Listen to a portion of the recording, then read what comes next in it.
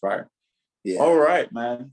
Mm-hmm. Perfect. I think we're ready to go live, man. So Awesome. all right, perfect. So to everybody that's in the shed today, I welcome you to Justin Robinson. Justin Robinson is an amazing saxophone player who's been playing with the Roy Hargrove Quintet for many, many, many years. He's basically the saxophone player that played with him until Roy passed. And he's also a great musician, a great writer. He has a lot of music that's out right now and coming out soon, right, Justin? Yes, coming out soon Yeah. in particular. Yeah, but there's a few things that are out under Willie Jones's label, WJ3. Yeah, Wow. Okay. That first light and stuff like in the spur of the moment. Yeah. Mm-hmm. Right. Well, man, so it's amazing that I get to have you here, and you're one of the first people that we're interviewing on this platform for the first time on In the Shed. And what we're trying to do is, yeah, man. So what we're trying to do is we're trying to obviously connect the bridge. We're trying to connect the people, the younger people that are interested in trying to get better at this music. To learn from the masters, the people that have went through the experiences, the people that went on the road with the legends of this music, and we want to hear it firsthand from someone like you. And so, yeah, man. So, to kick things off, obviously, I want to talk about Roy. Obviously, we've been playing a lot of Roy Memorial shows, the past 2-3 years.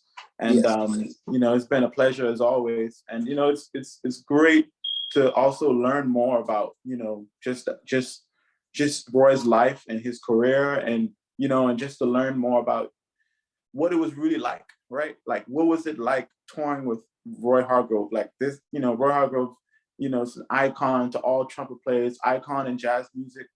And, he was just someone that, if you know who Roy was, you couldn't get enough of him, he's kind of that kind of person, So I just want to know a little bit more. So my first question to you is, when did you first meet Roy, and how did you getting into Roy's band all came about? And and then we'll take it another step further from there. But just for now, I want to hear a little bit about that. Okay. Actually, there's two people that are responsible for me meeting Roy.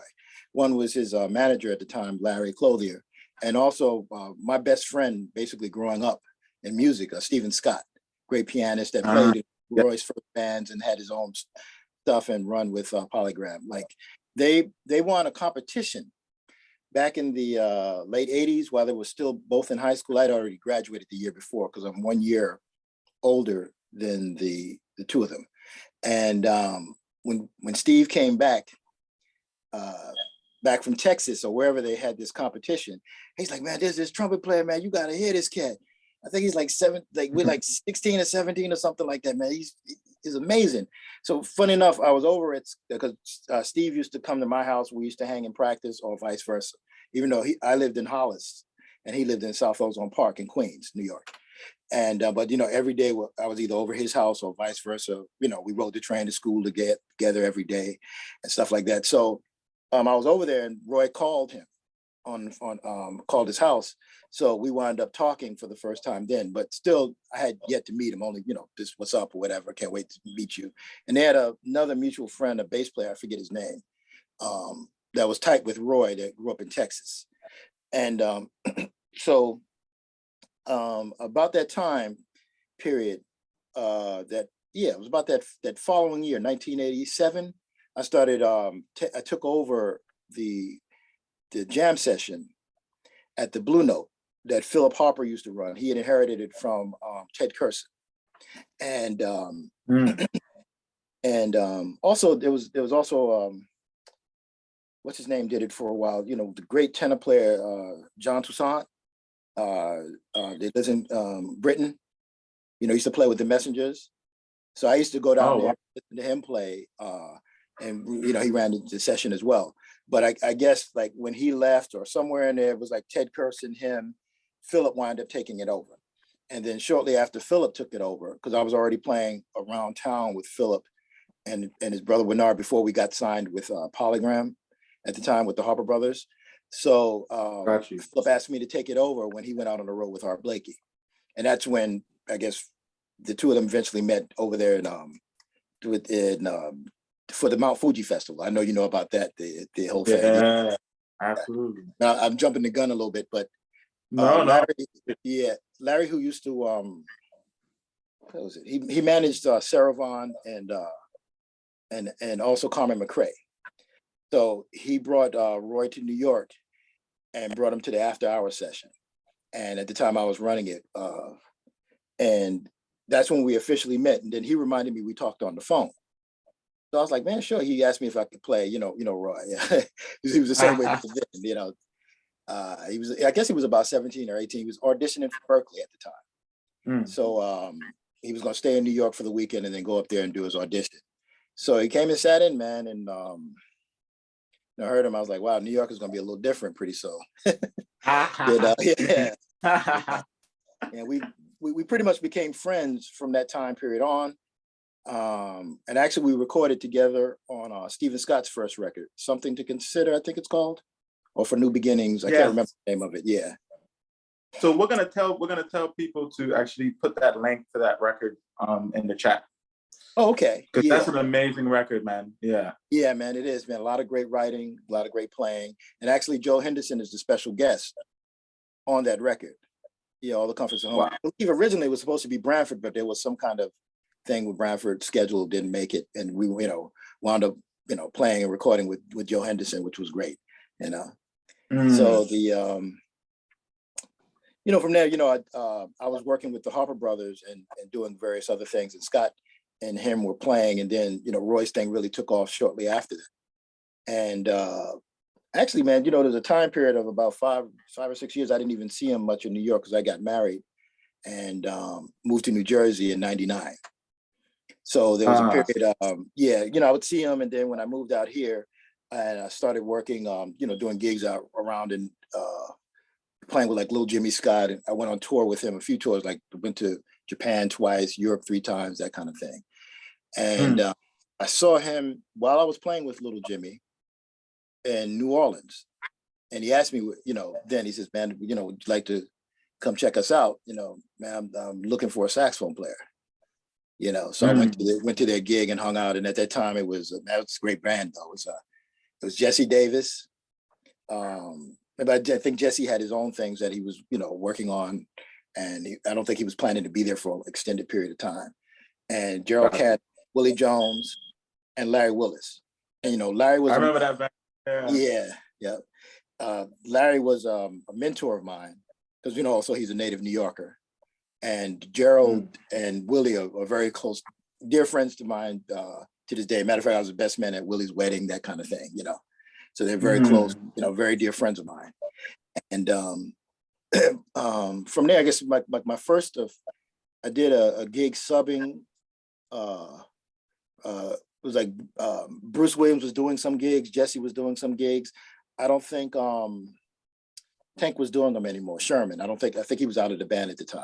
I think yeah. So it was Jesse. Then I came in and I played a festival up in Connecticut. I forget the name of it. It was the first time I played with the band, and that one had Verno on it, but it was Larry Willis and Willie. And then they asked me in August because I was coming back from Europe, and then they asked me to go to San Antonio, Texas. No, not San Antonio, San Angelo, Texas. My bad.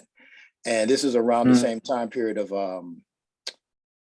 it was when we flew there on like the 7th or something like that, stayed there a couple of days. We came back on the 9th because Roy was joining the Herbie Hancock direction thing. And then exactly, 2001. Then the whole thing happened with 9/11. So that tour got delayed for a few times, but I was still with Little Jimmy. So I was going to Minnesota and then we were flying to Japan. So while I was over there, Larry reached out to me and asked me if I would like to go to Europe with him.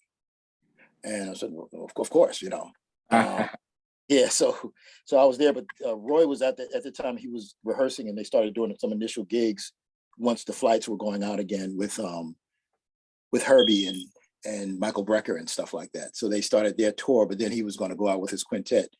And I was on my way to Japan, so I think I got back on the 28th or something like that, and we left on the 30th or the 31st for Europe. and we were there for about a month and stuff like that with Berno, Willie, and Larry Willis. That was the first band that I played with, yeah, with them.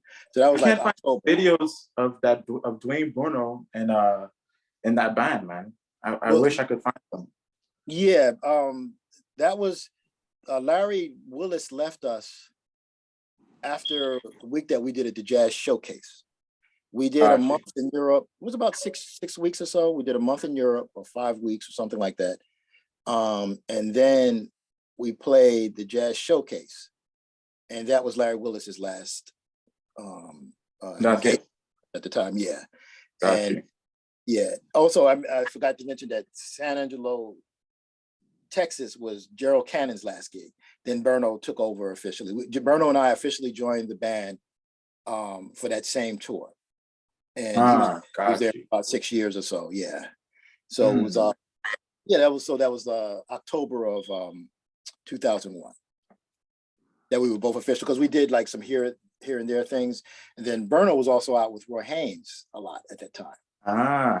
So, you know, he had a steady and I had a steady. So we had to make adjustments, I guess, at the time to do stuff, because he had a bunch of stuff he was doing. And like I said, I was well with Little Jimmy quite a bit at the time. Yeah. Got you. So you technically started with Roy in 2001 to till he passed. Yeah. Yeah. As a matter of fact, his last gig, I was on the gig at the New Morning. Oh man, we need to talk about that too, man. So I you know, before we talk about that, because that's also, you know, that gig, you can still find it, and you know, you can still find that gig online of Roy's last time playing at New Morning, because for some reason I was able to find it online somehow. Wow. Okay, I haven't seen it. But before we get there, I just want you to give a quick insight about some of the things in terms of with working with Roy that you found that stuck with you the most, like experiences or lessons or anything that Roy said to you or anything you saw him do in a leading a band context. Like I would like to know, like, throughout that whole time period, what were some of the experiences that you were like, you know, I feel that, brother, you know, and you feel like you would share it to other young people that are, you know, interested in what Roy did, because, you know, we can find these concerts now, right? You know? Yeah. Well, the first thing that took me back, even though we had recorded a bunch, actually, because actually I forgot about something that we did. We did it was like a week of rehearsals, and we played a pay-per-view event with Diana Ross. Roy and I with the big band. Roy was one of the featured guests, and it was Ralph Moore. It was funny, man. The saxophone section was just loaded with like monsters. I got there, it was like Ralph Moore, of course my teacher Frank West, and Jerome Richardson, Gary Simulian, and you know, it was a monster band, man. So you know, I just forgot about that, because we did that, I guess, in '92. That was also something that we were doing. And it's a videotape. I mean, it's a CD and all of that. It was for some subsidiary, I think, of Motown or something like that. But it was, I'd done it the old Roxy and stuff, you know. But the funny thing about it was all the things that I knew, you know, I knew that, you know, he was gifted and stuff like that. I didn't realize that he had a photographic memory until I joined the band. Yeah. So, you know, that was the thing that got me, because, like, you know, he would just say something out of the blue, man. He's like, man, you remember when we played such and such, such and such? And I'm like, no. What, you know, on Steve's record, or, you know, something like that. Or we were hanging out at this jam session, and he'd play something or a tune. Like, he remembered tunes from, we used to have a little like rehearsal band where we'd get together at Steve's house. And sometimes he would come. And, you know, like, I wrote tunes, Scott wrote tunes, so we'd rehearse with another bass player friend of mine, and Teru Alexander, and a bass player friend of mine, Eric Lemon, actually my big brother, you know, like one of my closest friends. And he would remember the stuff from the rehearsals. Now, this was like, I want to say, I'm not sure when he came back to New York, because he was at Berkeley for a while. So when he moved to go to the new school, when he came back here to New York, and he was going to the new school, he was staying in New York permanently. So, I mean, we're talking probably 89, 90. So here we are in 2001 at the time, or 2002. And he would like play something of mine that I wrote that maybe I haven't played since then. And I'm like, this band, Yeah, man, exactly. And then one night he's like, man, you want to play your tune while we were on this tour? And I was still learning his music. And I said, what tune are you talking about? I wrote a tune called Adnil, which was my sister's name written backwards. And he'd only played it one time for a little demo tape that I had when I was trying to get signed at the time. And I had to present like a little thing to Polygram, because we were signed collectively and individually with the with Verve at the time. We were just like Stephen Scott, all of us. Yeah, so I showed him the song for that demo, and he's like, I was like, what's, so I'm like, what song is he talking about that he knows of mine? Maybe I'm thinking of something of a recording with Scott that he might think was mine. He's like, your tune, Adno. And he played the thing perfectly, man. And I had to think about it because I hadn't played the tune in years, And he showed it to the cats or whatever. I think Berno might have known it because he recorded with me, but we had not played that song even together, him and I, since 1994 or 5. Like some gig at Visionis or something like that. You know what I mean? Right. So it was like, and Roy wasn't there for that. So, that was something that I had to, I realized at that point, I said, this guy has, photographic memory. And we were rehearsing, various times we were doing stuff. Like one of these things, we did this thing with Slide Hampton, where Slide wrote all of these arrangements for a concert of his, of Joe Beam's music. And, so we were looking at everybody's stuff, and I'm sitting there struggling or whatever with the music, and everybody's racking their brain. And I go, Roy called me, you want to go get a sandwich or something? I said, all right, cool. I look at back there, he's got like cigarette stuff on the music, the music's upside down. He's not even looking at it. He already memorized it by the second, third rehearsal that we had. Wow. He would do stuff. Yeah, he would do crazy stuff like that. Like his memory. Yeah, in detail in music was like no one else that I was around at the time. And if you can briefly just give us a little like insight on the last time you saw Roy in that last gig. How, like, what was that like? That last gig you played at New Morning with Roy? Oh man, it was pretty much the same as every other gig, because we were in the middle of a tour, and the day before we had kind of gotten into a little spat with all of us were having like a minor rebellion with his manager. It was typical stuff that we used to go through all the time, right? And they were going back and forth with him, and Roy's calling him old, and he's like this, that, and the other, so like we were trying to catch this particular train. We wound up having to rent a vehicle and drive to the suburbs, and then come back to play New Morning. And so everything was as usual, just the regular kind of vortex of chaos, and how we managed to make gigs sometimes. The way that the arrangements were was a miracle, and this is one of those times. Yeah. So, huh? No, I'm listening, man. I'm listening. Yeah. So, he, we got ready for the gig, man. And one thing I noticed on those last 2 weeks that we did, that is his facility, his chops and everything were getting strong again, like really strong. Because, he had issues with his teeth and other physical stuff like that. So like by the third to the last gig or something like that, man, he was really starting to fire up. And so by the time we got to the New Morning, man, he was flaming. He was on fire. And it's funny, it was the last time that he played, Wow. Yeah. Inspiring to hear, man. Inspiring to hear, man. Boy. Yeah, we're definitely gonna have these, these people check out those recordings on YouTube. Yes. And obviously he means a lot to us. And I'm sure everybody else in the world. And, thank you for sharing that with us, man. Oh, yeah. Anytime. Yeah, man. And I would like to continue this conversation and, segue to somebody who Roy loved a lot and spoke up a lot about in terms of understanding this music and, the steps that you must take is Charlie Parker and bebop, right? And I just wanted you to talk to me about Charlie Parker. And we have a tune called Poinciana by Ahmad Jamal. That we might also look at for the people that are in the stream and wanted to, maybe get a little pointers from you.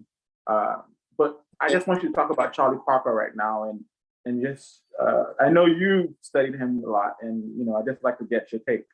Well, he's the reason why I play music, actually. Mm. My father was a big fan of his, and you know, like, so before I started playing saxophone, I was already listening to his music.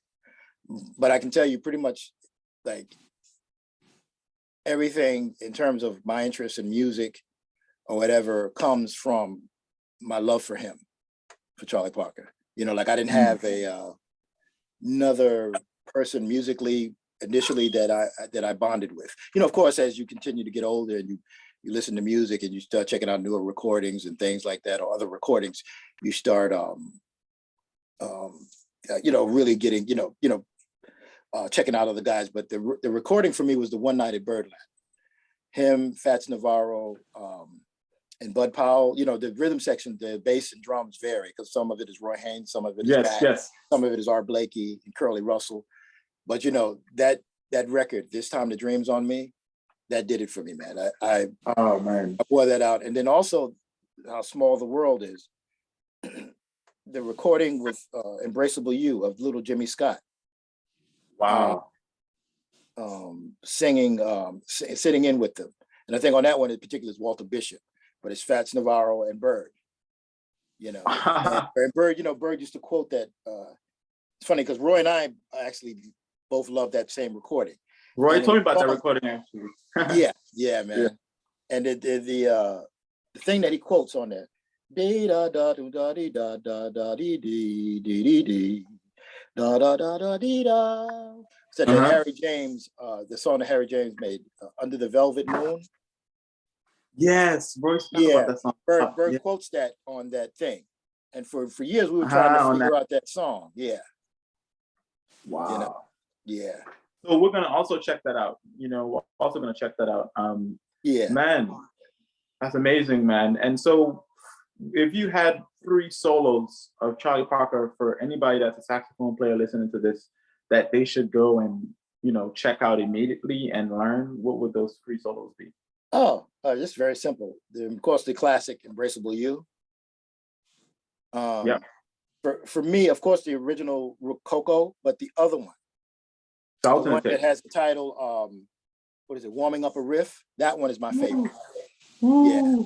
You know, where he quotes at the end, Cocktails for Two, but he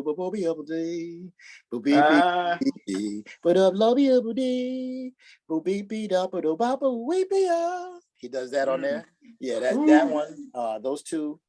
And of course, the all of the ballads with was it Duke Jordan? But those 3 Out of Nowheres. All 3 of them with Duke? Yeah. Got you. So those, man. And then Duke is also on the Embraceable You, the one I'm talking about. You know, the do. Yeah. Yes. Yeah, but those, yeah. Okay. Those are my favorite. Other than, of course, I mean, once you start saying like solos, like I started thinking about ones that hit me, and there's so many of them. But also the How Deep Is the Ocean, the one with the sextet with JJ and Miles. Yeah, yeah, man. That gets me every time. Man, we're gonna write all of these down, and we're gonna make sure that people get this information, because this is the information people need to know. You know, and obviously we know that bebop has something to do with the foundation, or one of the main foundations of the music itself, right? You know, we have Louis Armstrong. You know, we have the 30s. Then you have, you know, Charlie Parker. You know, and it's like that you know, that all obviously gave us some kind of foundation for us to move forward, right? Yes. And what I'd like to know is from here, if there is anybody that have any questions, they can ask Justin Robinson while he's here with us. Just putting that out there. You know, send your questions in, because he only has so much time. So make sure you do that. And whilst we get the questions coming, you know, I just wanted to talk a little bit more about, you know, what you're doing now, and like, how can we find more of your music? I know we have that project coming up with Willie, but we also do those Roy Hargrove memorials as well for people. And so I just wanted to talk a little bit, you know, talk a little bit more about, you know, about yourself, maybe some of the tunes that you're doing as well, some of the originals. Yeah, whatever. Oh, okay. Yeah. Well, you know, the record, I have one that's coming out that'll be out. I believe we're going to release it in August. Okay. You know, I think I let you listen to a couple of tracks. Yeah, that tune Yeah. is fire, man. What's the name of that song? Oh, that one is called The Vision. The Vision. Yeah. Yes, yes. You know, as you know, I've been dealing with all of these eye issues, and I lost Right. temporary sight in my left eye. So, you know, that I wrote it around that time period. Got you. Matter of fact, I had to show everybody. I had to do a Roy, actually. I had to show everybody the song on the piano. Just play it at the time. Yeah. I had to play it, rather than write it out for them, you know? Right. Yeah. Wow, man. Yeah, Wow. but So mhm. yeah, keep going. Oh yeah, I don't but want to stop. there's some of the stuff that we played on the last gig with Willie. Those on the record that's out now, that's been out for a while. It's called At First Light. First Light. Got you. Yeah. First Light, yes. So people can, if they can put that in the chat as well, so that everybody gets a chance to see it. I want to check that record out. That'd be great. Mm-hmm. Yeah, man. And so while these people, because I think they just sent the message to everybody to put questions in, but I want to talk to you a little bit about In the Shed and what we're, doing. So you're the first, guest interviewer we've had on In the Shed, and we're trying to create a community of people, of young people that want to, get in the practice room and, work on their music and shed. And we have resources for them. And this is one of the resources where we give them this kind of information from the masters firsthand, right? Yes. And so as we continue to move on, man, I'm sure, we'll have you back here to probably host a workshop and have students, come in and et cetera. And so I just wanted to, let you know a little bit about that whilst we have people on here, Alrighty. Yeah, man. And I just want to say, man, thank you for, being a part of this, man. Man, anytime, bro. For you, man, little bro, man. Yes, sir. So while we wait for these questions, while we have some more time, yes, let's. I want to pick your brain, right? In terms of when you're playing and when you're in the moment, what are you thinking about when you're on stage? Oh man, that's actually pretty. Usually, man, I try to think about almost absolutely nothing. Like have my mind clear, so I'm ready to receive what's going on around me. You know what I mean? Like I try not to bring, because that's the place where I feel most comfortable. You know what I mean? It's like, all of the other stuff that goes on. As you know, I'm a father, and been married, and and all the other stuff with house and day-to-day stuff. Which is also a joy, and it's all part of the journey. Don't get me wrong. Absolutely. Yeah, but usually, man, I'm just trying to clear my mind so that I can receive all the things that are going on around me. So I can respond and react to what's happening with the drums, the bass or the piano and things like that. Yeah. And do you hear all those instruments as all one thing, or do you hear them as separate things that you're then feeding from at different points of time during your solos? Well, of course, because it depends on any given night. Sometimes the drummer might be in a special place, or it might be the piano player, or it might be the bass player. So you kind of feed off of, I'm pretty sure they do the same. We all feed off of each other, and who is kind of like, like in basketball, who's got the hot hand, or who's kind of contributing the most. We all feed off his energy. Yeah. I love that. That's a great analogy, man. Yeah. In terms of who has the momentum in this specific moment, right? Yeah, exactly. Yeah. Being able to interact with them and hopefully feed off of their energy. Some nights, it's you, sometimes it's me, sometimes it's whoever's playing bass or piano or drums. You know what I mean? We all feed off of that kind of thing, So we have a question in the shed. Okay, hello, Mr. Robinson. This is my Master Chief. What or who was it that inspired your playing style? And how did you meet Roy and become integrated into his band? Oh, well, I think that was the first part of the interview. Yeah, we did speak a little bit about that. Yeah. But briefly though, I think Justin, if I can give Master Chief a little brief insight, you met Roy in '89? Or sorry, was that in like right before the '90s? Maybe '88. Whenever 88. okay, so let me see, he was born 69.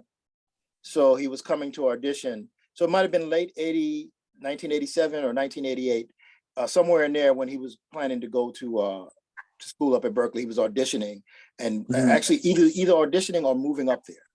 One of the Got you. So long ago now, I can't remember whether he was auditioning, but Larry brought him to New York to stay for a couple of days. He may have had a project even or something like that at the time. But he came down to the jam session on that, I think it was a Friday night. It's funny enough, I remember. Yeah, Wow. the Friday night, yeah, it hung. And so I think, if I'm not mistaken, 2001 was technically the time when y'all really started hitting, like the end of 2001.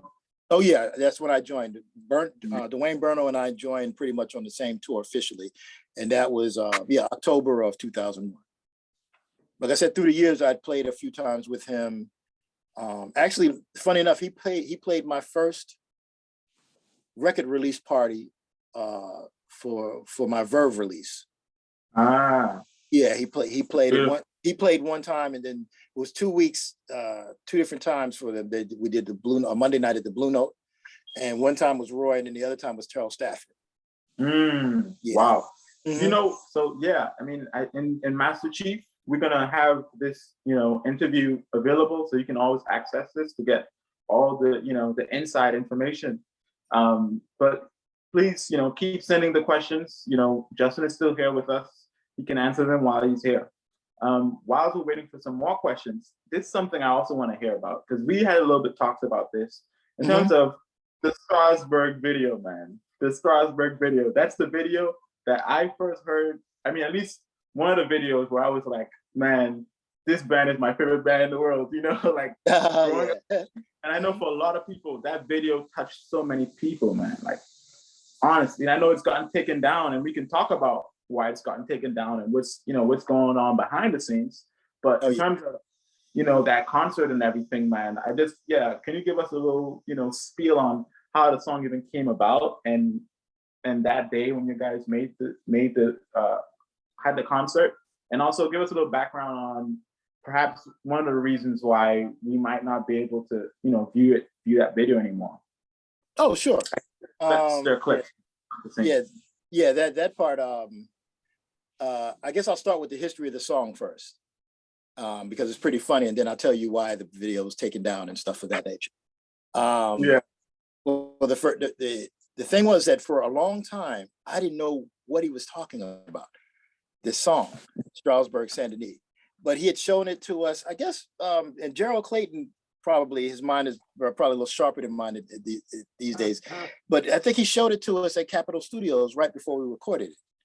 Got you. And I'm pretty sure he may not even have had a name for it at the time, or maybe he did and didn't tell us, but he just showed us the song. So I'm pretty sure that's the first time I remember playing it. Maybe we played it before, but that was the first time I remember playing it, the actual ear food recording. But a lot of the stuff he was showing us, some of the things in the studio at the time, which was not unusual for Roy to do. But so when I guess the record came out, I'm sorry. So it was recorded before you guys even had that concert. Oh, definitely, yeah. So on the ear food, yeah. I don't know what year that was, maybe 2006 or something like that. We were doing a week at Catalina's. And I guess Larry had been trying to get the band recorded, and it turned out that Mike Schmidt, the famous that's his name, right? Yeah, the Capitol student who did all the Sam Cooke stuff and all that stuff. Yeah, he was available to do the recording. So so he's like, yeah, man, we're gonna, I think we were coming from Europe or somewhere like that. We're gonna be at Catalina's, and during the day we're gonna record. So, everybody's like, cool, all right. So we we get there. There's actually another funny story, because there was a local trumpet player that we knew from the late 80s and earlier. I think his name was Haji. And I think he used to play with James Brown and stuff like that, but he was a character, and he used to follow around. So, man, he showed up, like, Capitol Studios is not easy to get into. We get into the studio, this cat is there already. And so, like, I think Larry or somebody asked me, what are you doing here? He's like, I'm here as a coach and everything like that, right? So Roy just starts laughing, man. And he's like, let me get it so out here. He had found a way to get into Capitol Studios. And it was like something out of a Martin Lawrence episode, man. Like, Hustle Man. You know what I mean? So he was there when we got there. And so, you know, we start recording and doing stuff. So Roy's like, man, I got this tune. I want to show you whatever, you know, and he starts playing it. So we learn it and then we record it. And I didn't think anything of it. But I guess when the record came out, all these people in the audience were like, man, can you guys play this song, the Strasbourg St song? And you know, me just to kind of deflect and so I can keep moving. I just say, yeah. And then I'd be like, I asked Dan, or like, what are you talking about, Strasbourg St? He's like, Dan be like, dude, I don't know. You know, none of us knew the name of it at the time, you know. So yeah, no one knew the name. Yeah, exactly. So we were in a club somewhere and somebody came up to us early before the set and asked us to play it. So and I'm like, and Roy was like, yeah, man, they came to the dressing room. He's like, yeah, man, okay, we'll play it. You know how Roy is like, okay, you know, see yourself out of the dressing room or whatever. So, you know, I'm like, I said, man, why are all of these people coming up to us talking about some Strasbourg St? Oh man, you know, it's the thing that we recorded in Capitol Studio. And I'm like, well, you know, you showed us a couple of things in Capitol Studio. So it was like, you know, the funk thing. So he started playing it and I was like, oh, okay. So then we hit the stage and when we played it, I guess to end the set or something like that. And the people went crazy. You know, I was like, this is the song that all these people have been asking me about. I mean, I would be asked even just in general passing, like, you know, like people that knew that I played in the band in New York or something like that. I'd be in the city. Yeah. They'd be like, man, you know, like that record, you know, Strasbourg St man is a killer or whatever, you know, great on it or whatever. Like, oh, okay, whatever. I didn't know what the hell they were talking about. Right. I think they'd given me a copy, but I, you know, sometimes I don't even listen to stuff for a year or something after I get it. You know what I mean? Yeah. You know, because actually, to be honest with you, I just recently listened to the big band record for the first time. Wow, like, that's a good record too, man. It's a great record too. Yeah, man. Also recorded at Capitol, right? Yep. Yeah, it was. Yep, exactly. Yep. Yeah, that was interesting. And so when you guys played in New Morning that day for the recording on YouTube, how was that? Oh man, it was crazy as always because we were flying Air France and they lost Roy's clothes, and I mean Roy's luggage, and Larry was going into like he was passing a baby llama out of his ass basically. So I guess Roy knew, but we didn't know about them planning to record this or anything like that. And so we get to the sound check and we see all these high definition cameras. So, you know, I think Montez at the time was the first one to acknowledge like this is some BS, you know, it's like nobody told us about this or whatever. Right. Larry was trying to find Roy some clothes to wear because like, you know, we were doing a bunch of one-nighters leading up to that in Europe. So he says to us, you know, yeah, man, you know, we're going to do this video and all this stuff like that, man. When it comes out, man, you know, I'm going to pay you. That's what Larry said.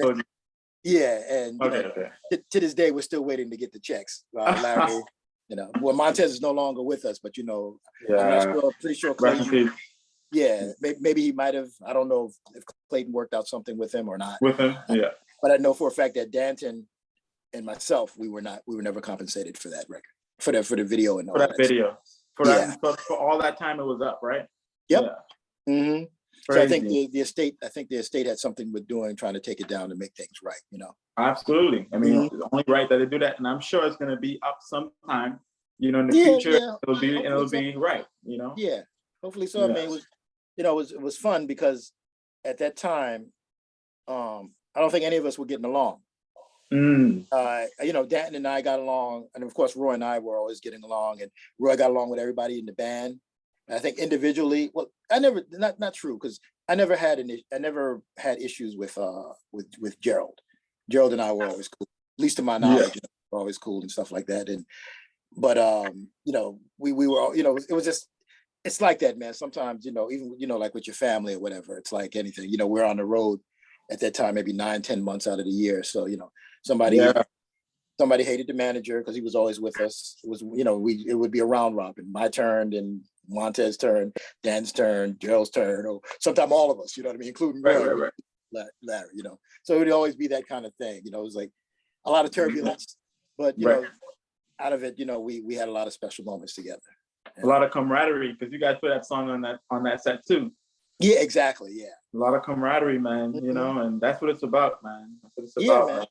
And you know, we're all learning each other, and we're all experiencing different things, and we're all, you know, and at that time, you know, we were all growing. You know what I mean? I was still, was I even 40 yet at the time? I can't even remember. I don't think Roy and I were even 40 yet. Wow. With that band, yeah, because I think it was like 38 or something like that, and he might have been 7, you know, somewhere in there. You know, I don't think we even reached our 40s.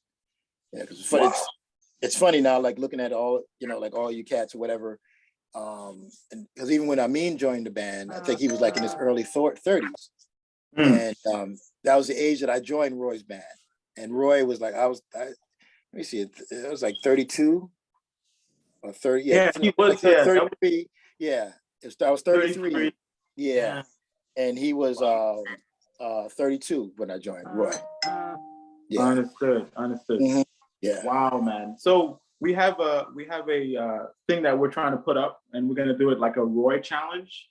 So okay, perhaps maybe at some point we can figure out maybe something for people that want to do the Roy challenge and also a bird challenge. And so I'm thinking some of the solos you mentioned to us, we might make one of those solos like the bird challenge, and also make like a Roy challenge as well. okay. Yeah. You know, so one for trumpet, one for sax, and then other than that, we also have In the Shed Twitter, which is indtheshed.live. We just made it up, and so I'm just letting everybody who's watching the stream know about that as well. But how can we find you, Justin, online? Just give us your socials and everything else like that. Well, now pretty much it's Instagram for me. Gotcha. And it's the JMass1. I'm not really on Facebook. Yeah. Okay. At JAYMASS1. Yes, exactly. Yeah. Got it. That's probably the easiest way to contact me. I'm also on LinkedIn. Okay. Yeah. As Justin Robinson? Yeah. Justin Robinson. I forget what the name is, but you know, you can find me there simply. Yeah. And also for the record, is there a website we can go to? Should we go to Willie's Productions? Yeah. Yes, exactly. Yeah. So is that called WJ3 Records? Yeah. WJ3 Records. Yes. Got you. We're gonna also put that information for everybody to get as well. Yeah. But man, this has been a pleasure, man. We talked about a lot, you know. Oh yeah, man. We covered a lot of ground. Yeah. Yeah, man. So I just want to say once again, you know, thank you so much, you know, for joining In the Shed. Man, you know, I'm sure people that are watching this, you know, really appreciate this. And so, yeah, and I think we probably have maybe like 2 minutes left. If anybody has any questions, this is your last chance. But I think for the most part, that's as much questions that I have for you for right now. And we gotta continue this because it seems like we have more to talk about too, even though we covered a lot of ground. So yeah. Well, you know, it's almost 20 years of interaction and consistently, you know, with him.